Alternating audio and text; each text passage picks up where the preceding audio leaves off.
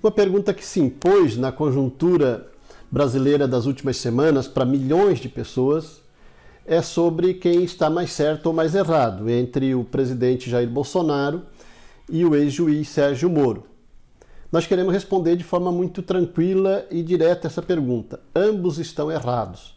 Não tem um ou outro um pouco mais certo ou um pouco mais errado. Ambos estão errados e ambos vêm da mesma origem, do mesmo método, da mesma forma, né, de desrespeito às instituições do Estado e à própria Constituição da República. Jair Bolsonaro está errado porque ele está trocando o comando da Polícia Federal, está privatizando a Polícia Federal, está usando a possibilidade de nomear o diretor-geral da Polícia Federal que quer para proteger, para blindar os filhos dele. Os filhos que estão na vida pública, todos três, né, envolvidos em práticas ilícitas, tanto o senador Flávio Bolsonaro, quanto o deputado Eduardo Bolsonaro, quanto o vereador do Rio de Janeiro, Carlos Bolsonaro. Ambos envolvidos em práticas criminosas que ensejam, né, ações das instituições de fiscalização do Estado para coibir essas ações. E como havia investigação, né, nesse sentido, que já não tinham mais para onde ir, a não ser tornar públicas as decisões e os fatos que todo mundo que quer ver já sabe, né? O Bolsonaro foi lá e tirou o diretor-geral da Polícia Federal e agora está tentando impor o amigo dos filhos, né? Está tentando, mesmo que o Supremo, né, esteja tentando evitar, buscando evitar, o presidente da República insiste em colocar no comando da Polícia Federal o amigo do delegado da Polícia Federal, que é amigo dos filhos dele, que, portanto, né, não iria, né, prejudicar os amigos, né, botando no comando da Polícia Federal justamente o amigo dos filhos que estão envolvidos em práticas ilícitas, que estão sendo investigadas pela Polícia Federal, pelo menos algumas delas estão sendo investigadas. Então isso está claro para todo brasileiro que não quer construir uma muralha entre os seus olhos e a realidade tal qual ela é. O presidente Jair Bolsonaro está privatizando a chefia da Polícia Federal brasileira. Já o ex-juiz Sérgio Moro, e agora também ex-ministro, ele não é melhor do que isso porque ele conviveu com essa prática, ele conviveu com esse bloqueio, ele conviveu com essa impossibilidade de deixar a Polícia Federal e as instituições trabalharem por 16 meses na condição de ministro da Justiça. Justiça e Segurança Pública, ele era o ministro da pasta. Aliás, um ministro bem opaco. Aliás, foi um período em que a Polícia Federal trabalhou, não apareceu, pelo menos publicamente, o trabalho da Polícia Federal. Apareceu muito pouco comparativamente ao que aparecia nos anos anteriores.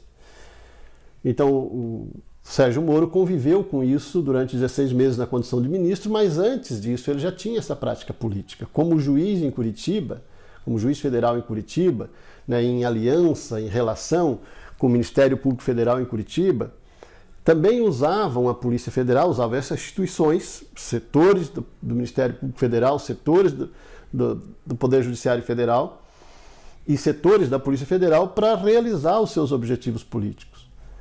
Isso também está claro para todos os brasileiros, hoje em dia com prova, né? Sérgio Moro e o procurador federal Dallagnol, eles esconderam, eles omitiram a possibilidade de um processo, de uma ação penal contra, ou de uma investigação penal contra Fernando Henrique Cardoso e FHC. E combinaram isso, né? Inclusive na expressão do Sérgio Moro da época, né? Que não era importante fazer isso porque ia milindrar, e essa é a palavra dele, milindrar possíveis aliados. Aliados do quê? Aliados da Lava Jato, no processo de perseguição política aos adversários do Sérgio Moro e dessa visão da extrema-direita, e adversários também do PSDB. E fizeram tabelinha para perseguir, para combinar o jogo, para conseguir perseguir e condenar, mesmo sem prova, adversários políticos. Isso também é de conhecimento da maioria do povo brasileiro, de todo brasileiro que queira ver a realidade e não queira omitir a realidade. Mesmo sendo de direita, mas que tenha, né, veja as coisas tal qual são e não queira esconder essa realidade, é obrigado a admitir que houve o uso político, né, dessas instituições que eu citei anteriormente para prejudicar os adversários do Sérgio Moro, os adversários do Bolsonaro, os adversários do PSDB também. os adversários da direita e da extrema-direita foram prejudicados, né, pelo uso político das instituições. Então o Sérgio Moro é professor nessa prática. Por que brigaram agora? Né, já que o método deles é igual, por que brigaram agora? Brigaram porque o bolsonarismo precisa se proteger e já não tem mais como, já não tinha mais como, né, as instituições não tomarem decisão, e porque esse bolsonarismo também percebe que o Sérgio Moro pode virar referência política, inclusive para esses setores da extrema-direita. Então foi uma briga de quem vai comandar as instituições, de quem vai comandar o Estado, de quem vai ser a perspectiva política para a extrema-direita e para a direita no Brasil nos próximos anos. E é óbvio que a Rede Globo, que já tinha construído lá atrás Sérgio Moro como herói nacional, o mocinho, né, das noites de Jornal Nacional, lá do ano de 2014 até 2018, que daí acabou virando ministro do Bolsonaro, né, e portanto a Globo ficou meio constrangida com isso, né, quando rompeu o governo Bolsonaro, a Globo reencontrou o seu, né, para a Globo, né, o seu suposto herói. Né? Na verdade, o mesmo método de usar as instituições do Estado para atingir objetivos políticos foi o que fizeram, o que mais fizeram nos últimos anos no Brasil, a extrema-direita e a direita, com apoio da Rede Globo, do Supremo e tudo, como já diria, né, um ex-senador golpista, né, ministro do governo Temer. Agora o Bolsonaro trocou o ministro da Justiça, colocou lá alguém terrivelmente evangélico, é a expressão dele, terrivelmente evangélico, já com a promessa de que depois vai ser ministro do Supremo. E essa é uma forma do Bolsonaro também se blindar contra possíveis processos de impeachment que venham a ocorrer, porque ele está acenando, né, para um ministro do Supremo terrivelmente evangélico, ele está acenando para as bancadas evangélicas do Congresso, para os bispos, para os pastores das igrejas neopentecostais. Ele está buscando manter essa relação de aliado, né, com a bancada evangélica, que tem toda uma base social que ainda está apoiando o bolsonarismo. Então o Bolsonaro bota o ministro terrivelmente evangélico na Justiça e Segurança Pública, já prometendo que vai para o Supremo depois para manter essa relação política e, portanto, para se blindar. Ele está usando as instituições para se blindar politicamente agora contra os adversários os políticos, que são em número cada vez maior, porque toda semana ele briga com mais o setor da própria direita, ou da própria extrema-direita. Né? Diversos aliados de extrema-direita do Bolsonaro já são oposição ao Bolsonaro pelas práticas do próprio Jair Bolsonaro, que agora foi atrás do Roberto Jefferson, né? Adhemar da Costa Neto, né? São figuras que nos últimos 20 e poucos anos do Brasil são marcadamente mais conhecidos como a cara da corrupção. Então são esses aliados que o Bolsonaro está indo buscar para se defender de possíveis processos de impeachment. Roberto Jefferson, que vem desde lá do Collor, vocês lembram, né? Defendendo a corrupção, praticando e defendendo a corrupção. Valdemar da Costa Neto e outros, né? Os partidos do tal de Centrão, né? Que agora o Bolsonaro está negociando com eles e fazendo conchavos com eles para se defender, além, né, do ministro terrivelmente evangélico, para, né, e com todo o nosso respeito a todo mundo que tem crença religiosa, né? Nós defendemos a liberdade de culto religioso, mas boa parte ou a maioria dos pastores e bispos das igrejas neopentecostais estão usando os fiéis, né, para defender um projeto político e o interesse político, ideológico e inclusive financeiro deles próprios, né, como está claro, né, também na realidade brasileira, infelizmente. Então esse debate ainda vai continuar, porque o Bolsonaro está usando todos os instrumentos que tem para se blindar, né, tanto para evitar que os seus filhos sejam processados, né, juridicamente, quanto para politicamente se defender contra o processo de impeachment. Ele está se blindando das formas que tem, com os instrumentos que tem.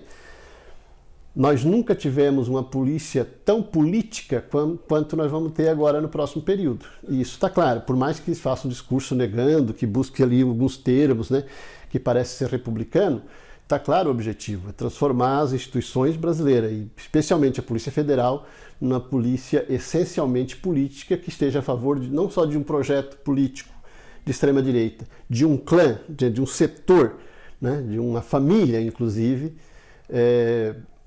que está no centro do poder no Brasil, e que está envolvida em atitudes criminosas, inclusive para se defender contra a oposição. A Polícia Federal nunca foi uma polícia tão política como vai passar a ser a partir de agora.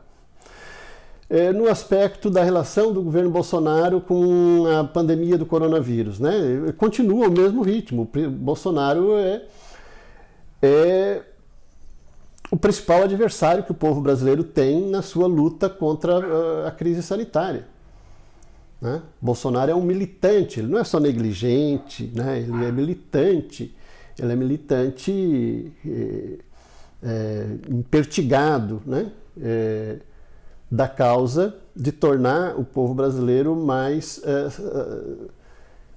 fragilizado, mais frágil, mais acessível à pandemia do coronavírus, à doença, né?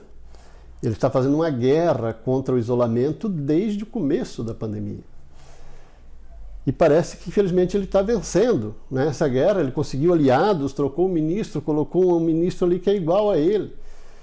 Inclusive um ministro que diz também que entre o adolescente e a pessoa com 60 anos nós vamos salvar a vida do adolescente. Não tem que ter muito respirador porque depois da pandemia a gente não vai ter o que fazer com esses respiradores, é o equipamento que pode salvar a vida das pessoas, o respirador. E ele acha que não tem que comprar muito. Não devia comprar, deveria estatizar a empresa do Brasil e botar a produzir 1 milhão de respiradores, se esse é o equipamento principal na hora que agrava a saúde pela Covid-19. Né? E ele está dizendo que não tem que comprar muito. Ele está trabalhando contra também o novo ministro do Bolsonaro na área da saúde e diversos outros, né? Não vamos aqui repetir as diversas manifestações e falas, né, do Bolsonaro e dos seus aliados e as hordas que têm saído por aí fazendo carreata, né, na defesa da morte, né, na defesa da volta à normalidade da economia, como se isso fosse possível. Não vai voltar à normalidade, né? Não é possível voltar à normalidade, e deveriam entender isso, né? Não dá de apertar um botão e voltar para a normalidade, pelo contrário, quanto mais tenta voltar à normalidade, mais incidência da doença, mais forte a doença vai pegar na população e, portanto, mais efeitos dramáticos também na economia vai ter ali na frente. E isso é a coisa mais óbvia do mundo, né? Às vezes não querem enxergar isso, não é porque eles não enxergam, não é porque lhes falta inteligência, não é porque eles sejam irracionais. Tem uma irracionalidade, tem uma racionalidade, melhor dizendo, dentro dessa irracionalidade. Dentro dessa bestialidade tem uma lógica racional. E a lógica racional é o desprezo pela vida. E a propaganda da morte que é feita pelo presidente da República há diversos anos, né? E continua fazendo. Ele, o ministro da Saúde atual e entre outros vários, filhos dele e outros, né? Acha o seguinte: olha, se tem que morrer 1 milhão, que morra 1 milhão, mas nós não podemos parar a economia. Né? Como se morrer 1 milhão não vai parar a economia. Né? Como se as pessoas vão deixar o seu ente, a pessoa da família morta em casa e vão continuar trabalhando normalmente. Né? Então é uma atitude irracional, mas tem uma racionalidade. É a racionalidade daquela lógica fascista, de que as pessoas que são doentes, né, idosas ou fragilizadas por algum problema físico, não têm condições de trabalhar e de produzir, não tem problema que elas morram. É a lógica do governo do Hitler na Alemanha. As pessoas com deficiência física, com debilidade física, que não tinham condições de ser pessoas produtivas para a sua lógica do sistema, eram abandonadas a morrer e o Estado não fazia nada no sentido de salvá-la, pelo contrário, né? Achava que a sociedade caminharia melhor e mais rápido sem essas pessoas.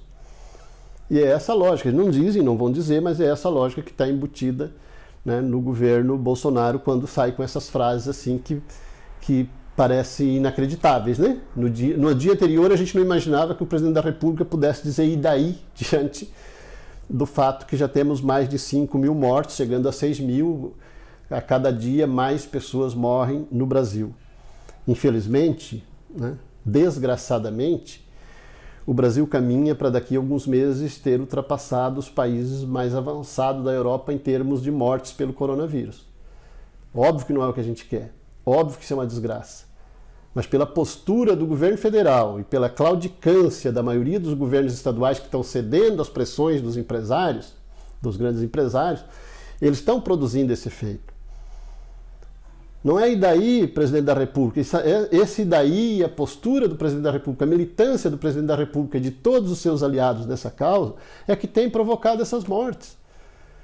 A considerar as 6 ou 7 regiões metropolitanas que já estão com os hospitais, com os leitos de UTI esgotando ou esgotado, é evidente que vai acelerar o número de pessoas mortas pela Covid-19, mas também por outras patologias. É óbvio que se tem um infarto não tem vaga na UTI, vai morrer. Se sofre um acidente, não tem vaga grave na UTI, não tem atendimento no hospital, está sangrando, não tem atendimento no hospital, vai morrer.